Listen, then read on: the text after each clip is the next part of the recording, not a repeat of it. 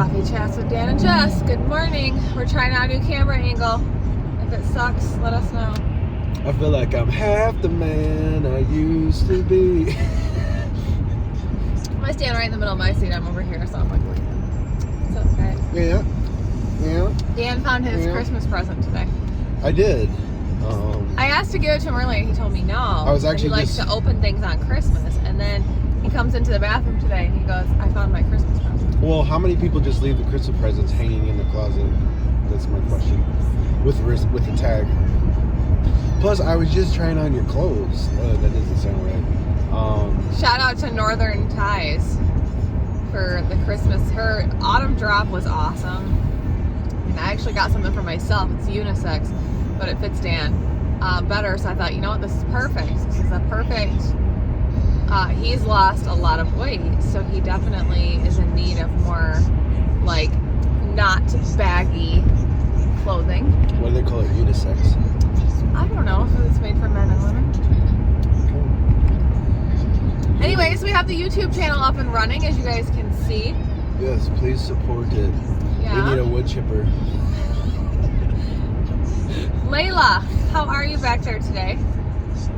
Layla, would you like to say something? Would you like to say something would you like to to anyone? Say hi? Would you like to say hi? Thank you to people who she's turning support her her. face. Oh my gosh. She's like, I refuse. You know what, guys? One day when she is like 20, she'll realize how much mom's following and dad's collective following people have supported us so that we can support her.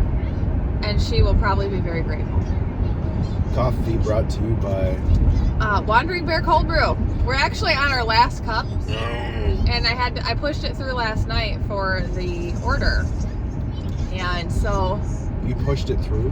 Yeah, like a day early. Okay. Dan and I realized we could go through 8 gallons of coffee a month, and we get 4 currently, and I always end up having it come through a little bit earlier, and I was actually looking at my trending how I order it and stuff, and I was like, we actually could do 8 gallons a month. And then I was like, is that actually cheaper than Starbucks? So then I still did the numbers, and it is still cheaper than Starbucks. Like, we can even have more than 1 cup if we wanted. Wandering Bear, we're asking for your help. We need more coffee.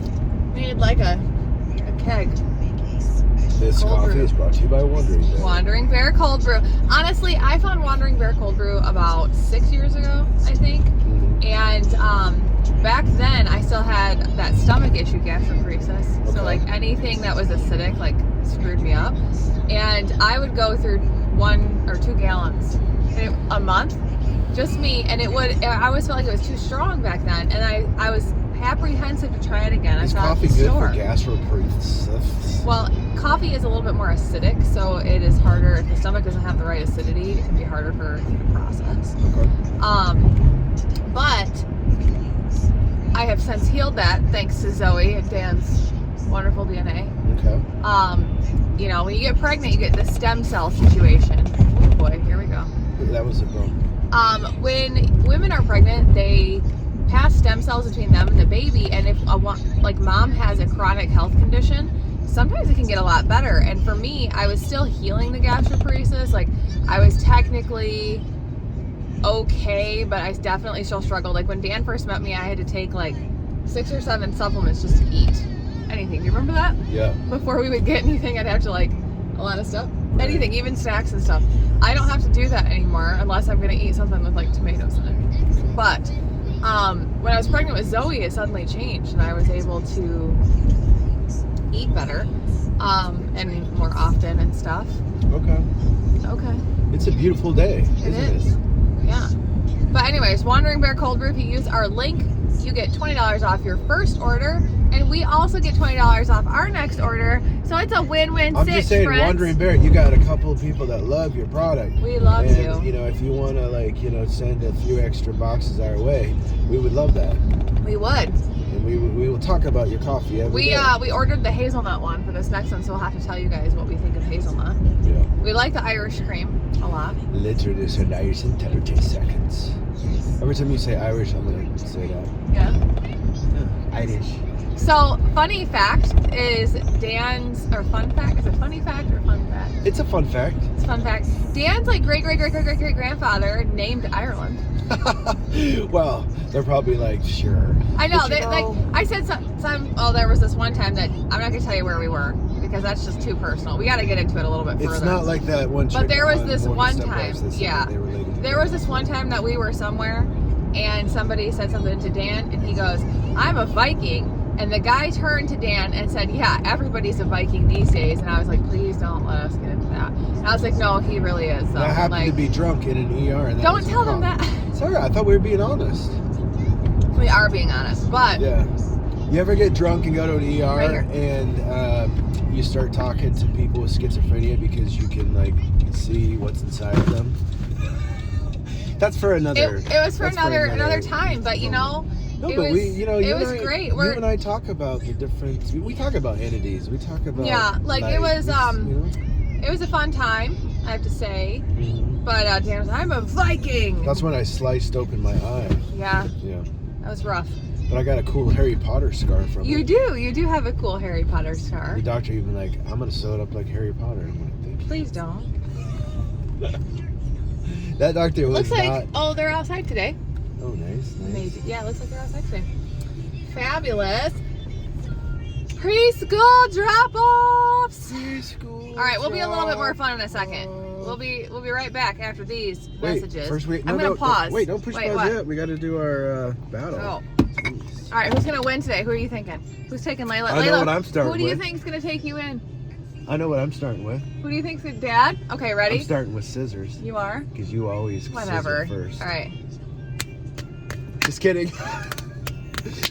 Yeah! Ah! Mom's taking you in. Oh, sorry. All right. Do you want to just keep talking, or do you want me to pause? I can keep talking. All right. All right. You can keep talking. I'll be right back. We talk about wood chippers or something. Hi, Layla Vaughn.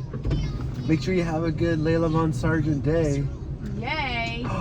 And after school, you get some gum and see the chickies. It is fun. We're not gonna throw hands today, right? Are we gonna throw hands today with our friends? No. We're gonna be nice to our No throwing friends. hands. Remember, don't hit first, hit second. Dad, don't say that. We don't hit it off. Come here. And we also pull up our pants so we don't show people our butt. That's true. All right, come on. Words of advice. All right. So this is weird. I have a hard time just talking into the camera when Jess is gone. But, now that she's not here, I can tell you all the secrets, and she'll probably, since this is her phone, Anyway, so, yeah, wood chippers. We really need a wood chipper. We buy these bags for the coop. Because we watch this show on YouTube called Maryland, Merry Land, and it's this couple like up in Canada, and they just have like this whole, their property is just full of chickens, chicken coops. They got like peacocks, and just all these awesome birds. Go! Sorry. Go! I was just talking about peacocks. She was like, "Okay, bye." I like handed her over to the teacher, and then she started talking to Scarlett. She ignored me. She's still looking the other way. I was like, "Why? Go! Are you running? What? What's going on?" She's gonna realize we're gone. That's awesome. See, I'm all about quick drop-offs. Anyways. Yesterday I was like, "Love you, bye." Love you, okay, bye. Mm-hmm. So when Ezra was in preschool, he did a Montessori preschool for a little bit before I homeschooled him, and he was my most attached kiddo, I thought. But he was like, every time we go in there, he's like, "Bye, I'm with my friends, go away." And then Bron, he cried for everybody the whole time. He did. Like he would cry and cry, and then he would settle down, but he'd wake up and I wasn't there, and it would be like a thing. I don't remember a lot of tears with the older kids, drop-offs. I'm sure there were. I tend to block out and only retain the positive info in my life, which, I think is a strategy. That's a survival technique right there. Look at that wasp nest. Oh wait, it's a bag. Never mind. See, I wanted to look up the spiritual meaning, like when. Oh, the paper wasps? So, around the property, if I start seeing something, whether insect or animal, a lot more. Kind of like angel numbers. And so I've been dealing with wasps lately. I've probably been stung like, I don't know, what do you think, like 10 times, At least. 15? And I'm scared you're going to end up allergic. And I'm going to well, have I'm trying to build get up an EpiPen. And you know, you won't carry an EpiPen. And so is then that I'm going one to you have stick to in your like, heart? you just in your thigh. But What's the thing you stick in your heart? Same thing. They just do that at the hospital. Oh, I always like that when they're just like, you know. I'm sure. You'd probably like to do that if you were a doctor. What? I thought you As a enjoyed- as a person who has worked with people who are sick, I do not want to have to do life-saving measures on them. We watch these medical shows and like I gotta admit, I don't get squeamish, but when I see like a knee operation surgery, like I envision my own knee, and so I kind of like. See, I love that. You do? I do. I don't like seeing like my kids bleeding everywhere and stuff. And now, I don't think anybody does. When Ezra jumped and hit his head, and he has a scar on his head because he had to get stitches. There was so much blood. Gash. There was so much blood, and I was so like, oh my God, I have never seen in front of me that much blood pouring out of somebody before. I mean, it was a lot, and I was like, okay. And then I knew like heads will bleed more, so I was like, okay, you know. And I ended up calling Sheila. Sheila's my stepmom once removed. Yeah, Layla's grandmother biologically. Had to call her because she worked down the road, and I was like, hey, I need you to take Layla because I don't want to take her into an urgent care with Bron and Ezra, but Ezra needs stitches because as I was looking at it, I could see that, like, you could see his skull, kind of like you that day. But I could see his skull like straight up, and I was like, okay. And that was intense. And Sheila was like, she thought maybe it wasn't that big of a deal, so she comes over and there was like blood all over the floor in the house, and she was like, oh my God. She's like, kind of like my incident too. She said to me, she was like, you handled that so well, you were so calm. And she's like, I thought maybe it was just a little deal, you know. She's like, but that was a lot, you were really calm, and I'm very proud of you. And I was like, thanks. But so I think under pressure I remain really good, but we've talked about this is where I struggle as a human in a relationship. Is I grew up having, we can get on to the asshole of my stepfather someday, but he had a lot of medical problems and life and death situations. He should have just died. He was crazy. He was crazy, but and I don't just mean he should have just died in general. I mean, I feel like when somebody, I don't know. We'll get into that. Don't judge me. I agree. He should have just died. He was very abusive, and he should not have lived the multiple times he did. But it's a good thing he wasn't it was a expectation, okay, for us to know how to save him, right? So, I mean, we were at the hospital all the time growing up and everything.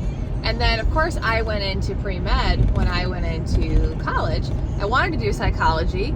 And then I switched that because I didn't like the psychology homework. Because we would do all this really cool stuff in class. And then our quizzes and our homework had nothing to do with what we were doing in class. It was like the instructor would just be like, hey, do this bookwork because I don't want to give you homework, but I got to do something. It was really annoying. And I was like, that's dumb if that's what all my psychology classes are going to be. So I dropped psychology and just continued with medicine. And learned a lot there, and then went into accounting, and then had my whole leave college for a little while thing, and then went back to naturopathic medical school, which I thought was really cool, and I loved it. I loved it. I feel like I learned more there than I did in a lifetime of being around doctors and stuff. But my problem is when there are situations, I am not emotional. I am cold. I shut off in a sense, and I don't have the greatest bedside manner. Dan can admit, and he can even say that without me being mad at him. I don't have a very good bedside manner. I am like, okay, this is happening. It's like I become really cold, and then I feel all the emotions later. Like hours later, I'll be like, oh my God. So like when Dan fell out in the property, I was at an appointment with the girls, and he called me, and I answered, and couldn't hear him, and I figured because I was in like a medical building, you know, so I hung up and texted him, and I was like, hey, I was dying, and I didn't know he was dying. I texted I was him. like, she's the last person I'm gonna talk to. I gotta say, I love you. Goodbye. And she was pissed at me. A little bit. And so I texted him, like, hey, I'm in the appointment. I'm almost done. And then he texted me like, I think I'm having a heart attack. I was like, oh my God, stay right there. And I like picked up the girls and just ran out of the appointment. I was like, I'm sorry, my husband's having a heart attack. And I just ran out. I never even contacted them back. That was like the last. My husband's having a heart attack. I didn't even ask. I was like, I picked the girls up and I was like, okay, bye. And I took off. And I called you multiple times. You didn't answer, probably because you were dying. I was passed out. And yeah, passed out. But I was like, ah. And then he answered. And then I was mad. I did have emotion though, because I was like, there was this thought in my mind as I was driving of like, oh my God, did he just die? And I don't know where he is. Yeah, and he I'm just gonna have died to and you find were mad at him. I wasn't mad at you. I was mad at the situation. I was mad that I was gone and I couldn't get to you and save you. I'm just saying, all those movies where like the person's like taking their last breath and it's like you're supposed to say very like, romantic. I love you. It's like that. My favorite scene from Starship Troopers. They're fighting the bugs, whatever, and his girlfriend or whatever, she's dying, and she looks up to him and she goes, "At least I had you." At least I had you. I have had you many times. Anyways. Anyway. I was like, I got emotional then because Side note, Starship Troopers, they go to save a colony of Mormons. Wait, is that Ender's Game or Starship Troopers? Anyway, there's always some Mormons building a temple on some planet, and then they discover aliens. It's like, stop building temples. Stop it. All right, that's dangerous. But yeah, so like, and then I got there and I was in go mode completely. Yeah. And then it was like later that night when we got home, I was finishing the bread that I had, trying to like bake it. Later that night, they sent us home and everything. And then I was emotional. I sat out there and like sobbed my face off. See, so like I appreciate it took me that a you while. keep your like you keep, you know, what's it called, like a steady mind. Yeah, like some people have said I have a bad bedside manner. Okay, so if anybody's watched Grey's Anatomy, they say as a doctor, I'm good like Meredith, but emotionally I'm Christina, where she's kind of cold. Okay. And that, I don't mean to be that way. That was kind of something that they have talked to me about multiple times at the naturopathic school, is that my face is a problem. My face. Which last night we rewatched one of our videos and I was like, I can kind of see it. This is like, I can see it. I'm told a lot that my eyes are intimidating and that I look like I'm mad all the time. And I'm not trying to look like I'm mad, but I guess I have a furrowed brow. I'll admit, I have some eyes that I don't know. Like, I've noticed my older brother and I have these kind of intense eyes sometimes where you're just like talking about something and you're like, and then Grandma served me a cookie.